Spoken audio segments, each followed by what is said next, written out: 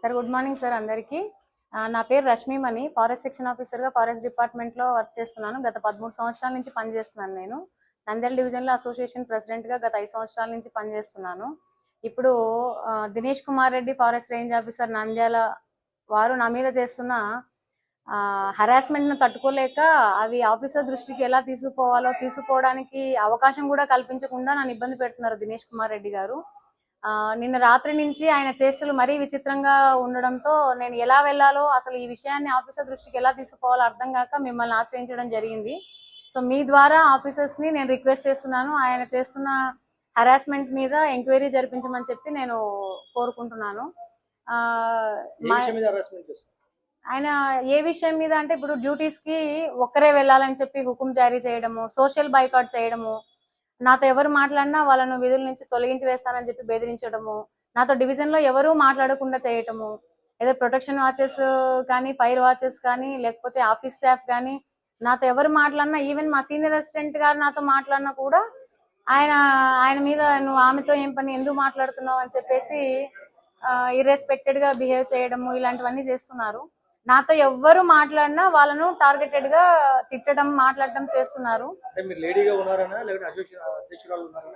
Association అధ్యక్షురాలుగా ఉండి ఆయన స్టాఫ్ పట్ల జరుపుతున్న విధి విధానాల పట్ల నేను ఒకసారి అబ్జెక్ట్ చేయడం జరిగింది. ఆ రోజు నుంచి ఆయన నన్ను టార్గెట్ చేసుకుని నా మీద వింత పోకడలు, వింత ప్రవర్తనతో అటాక్ చేస్తున్నారు.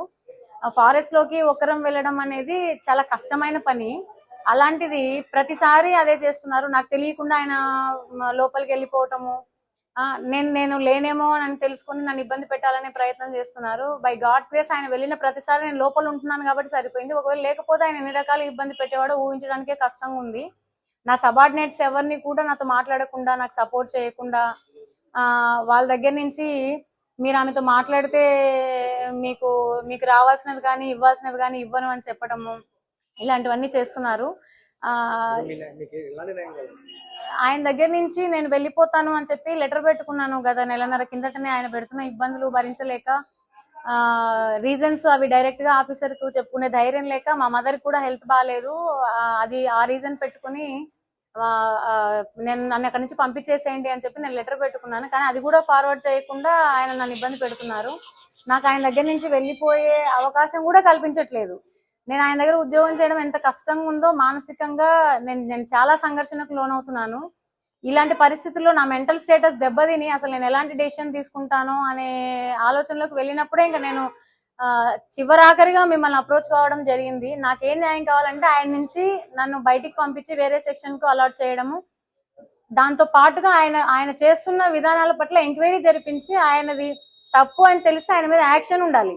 ఇలా యాక్షన్ లేకుండా మహిళా ఎంప్లాయీస్ ని ఇబ్బంది పెడతా ఉంటే, అది అట్లనే జరుగుతూ ఉంటే ఎన్ని రోజులని ఉద్యోగం చేస్తాం? అంటే డివిజన్ లో ఉన్న లేడీ సెక్షన్ ఆఫీసర్స్ అందరూ కూడా చాలా ధైర్యంగా ఉద్యోగం చేస్తున్నారు.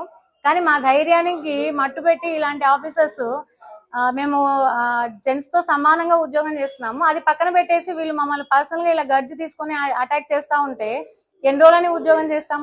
సమాజం అంతా మమ్మల్ని రైట్ ఆస్పెక్ట్ తోనే చూస్తుంది, కానీ మా హైర్ ఆఫీసర్స్ మమ్మల్ని ఇబ్బంది పెట్టే ఆస్పెక్ట్ తో చూస్తే మేము ఉద్యోగం చేయడం చాలా కష్టం అవుతుంది. దీన్ని పాజిటివ్ గా తీసుకుని నా హైర్ ఆఫీసర్స్ అందరూ కూడా నాకు న్యాయం జరిపించి నన్ను అక్కడి నుంచి పంపించేసేయడము, ఆయన చేస్తున్న విషయాల మీద ఎంక్వైరీ జరిపించి నాకు న్యాయం చేయాలని కోరుకుంటున్నాను. Thank you.